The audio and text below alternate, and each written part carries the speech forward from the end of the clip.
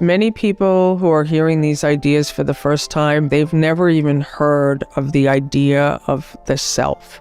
In my mind, there's two different camps of people. There are those who are on a spiritual path and they have heard this idea. They're trying to reach the self. They're trying to be the self. They're seeking, they're searching. And then there's other people who have just been living their life. They've never heard of these ideas before. They've never heard of know thyself. And many people think know thyself means know the body, know yourself, be authentic. What it really means is to know thyself, is to know what you are in truth, to really know your true nature. The words know thyself were carved on the entrance of the Temple of Apollo in Delphi, and as such stand as an invitation at the dawn of Western civilization to humanity, suggesting that to know thyself is really the foundation of all civilization. Why? Because our self stands at the center of all our experience. Whatever we are experiencing, it is we who are experiencing it. Whatever we think and feel, our thoughts and feelings arise on behalf of ourself. Whatever activities and relationships we are engaged in, we engage those activities and relationships in service of ourself. So our self stands at the center of our experience. So what could be more important than to know the nature of ourself? And would it be possible to know the nature of anything else if we do not first know the nature of that which knows it? I think awakening is about ending the nightmare and stepping into the dream. What by that I mean, we desert or finally abandon the nightmare of what we've been told about life, about God, and about ourselves. And we step into the dream of our grandest notion.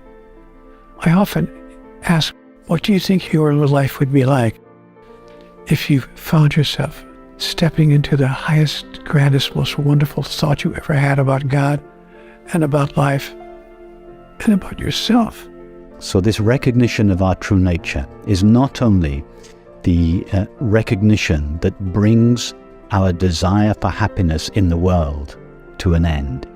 It is also the recognition that enables us to live in a way that is consistent with the understanding that at the deepest level, everything and everyone are one.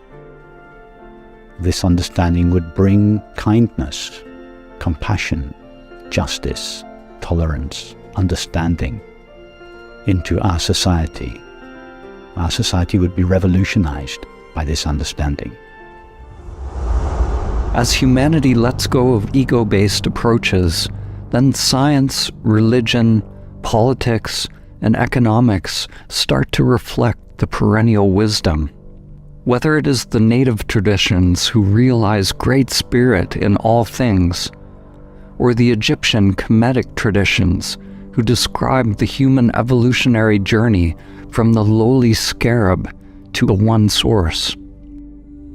Or when we hear the words of the mystics of the Christian, Hindu, Muslim, or Buddhist traditions, or the teachings of Plato and Plotinus, we find that those who have realized their true nature speak of groupings of conscious agents.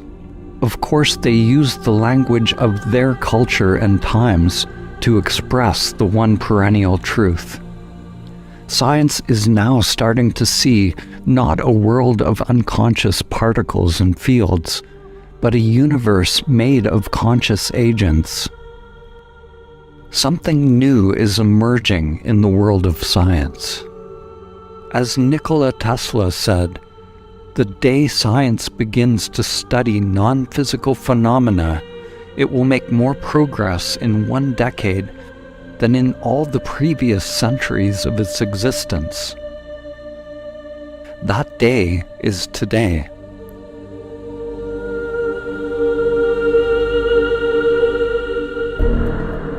Every time that we've had a mathematically precise advance in science, it has opened up new technologies that look like magic compared to what we had before. So my feeling is that this theory of conscious agents beyond space-time will give us technologies that will be truly mind-boggling. For example, right now, most of the galaxies that we see, I think 97% of the galaxies that we see, we can never go to. They're receding from us faster than the speed of light.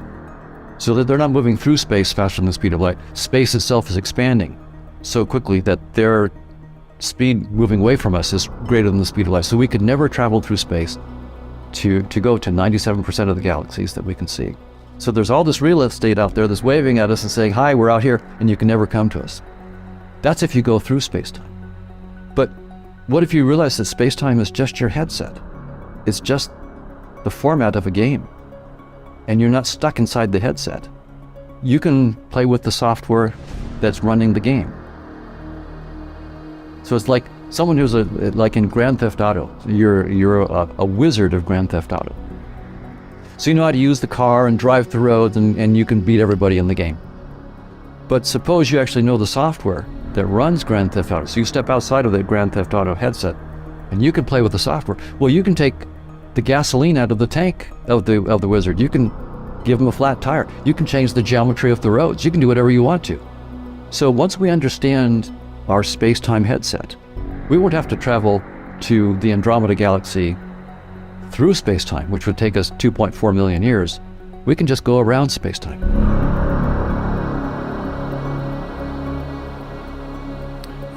I see the world around me as stepping into a greater expression and experience of what it means to be human and what it means to be an aspect of divinity. But I don't think that we have an endless amount of time. I get a sense that time is running out, that it's now or never time. I think we're on the right path. I have a sense of optimism that because of the kinds of opportunities that we see today in the world to communicate powerful and important ideas, ways that we didn't have even a few years ago, are creating the possibility that we can get to that place of critical mass, that we can reach critical mass before our time runs out. But we would be mistaken if we think we have an endless amount of time on this planet. When each individual disidentifies from their conditioned character, then they're no longer acting as an egoic entity. And that brings about a transformation on the planet. This brings a new Earth. But life as we know it right now on this planet, I think we need to make some changes and make them quickly, dramatically and radically, if we want to see the tomorrow for which we've all dreamt. So could this understanding become mainstream in our lifetime? Why not? Yes.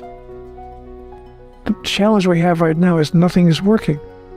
And the time has come for us to stand up and say that's true. Surely we can do better than this. Surely. We can expand our understanding of who we are and our expression of our true nature. We need to pay attention to our environment, to our politics, to our economics, and to our spiritual process on this planet. Because the problem in the world today is not a political problem. It's not an economic problem. It's not a social problem. It's a spiritual problem. It has to do with how committed we are to stepping into the highest spiritual truth. This is not New Age philosophy. These ideas have been around for thousands of years.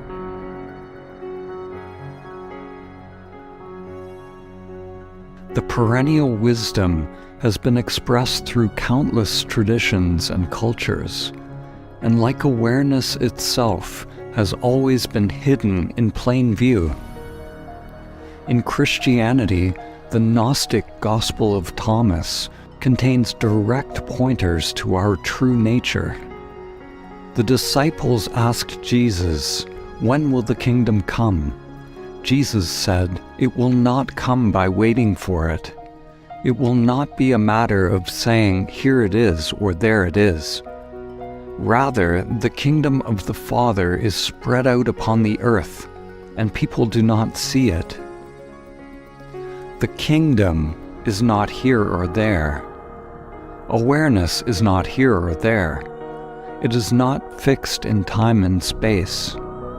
If you are waiting for something to happen, for some outward event or some state, some ascension, some healing or some energy, then your conditioned mind is still seeking.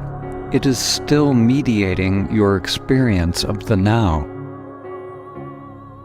In Buddhism, they say samsara, the world of suffering, and nirvana, the world of liberation, are not two separate worlds. They are one and the same. We don't manipulate or change things to arrive at some mystical reality. When we awaken, the perfection of the world is revealed directly as it is.